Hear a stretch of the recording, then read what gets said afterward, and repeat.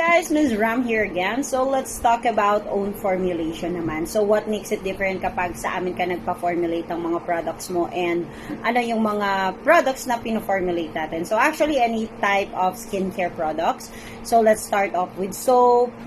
We also do face serum, body serum, yes, and of course, nag-formulate din tayo ng lotion, whitening lotion, kung ano man yung products na gusto mo, no? Meron din tayong mga skincare sets such as melasma set, glass skin set, niacinamide set, rejuvenating set, or kung ano mang set ang gusto mo. We also do anti-aging set, and of course, meron tayong soap, serum, lotion, sunscreen, skincare set, and underarm set. Lahat ng yan, guys, pino-formulate natin. So, what makes it different kapag sa amin ka nagpa-formulate with MOQ requirement, of course, guys?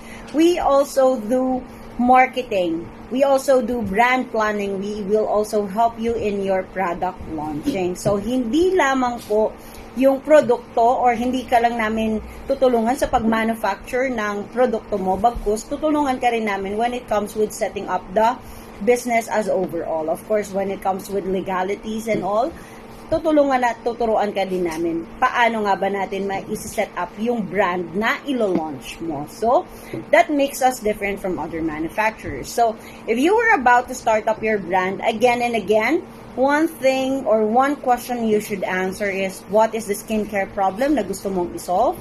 And then, you and me will come up together. Let's work together para makapagbigay tayo ng solution doon sa problema or skincare problem na gusto mong solve. So, that's how you are going to launch your skincare brand this 2025. So, kung ikaw ay interesado na magpa-own formulate ng product mo, alam mo na gagawin mo, in-message mo na ako.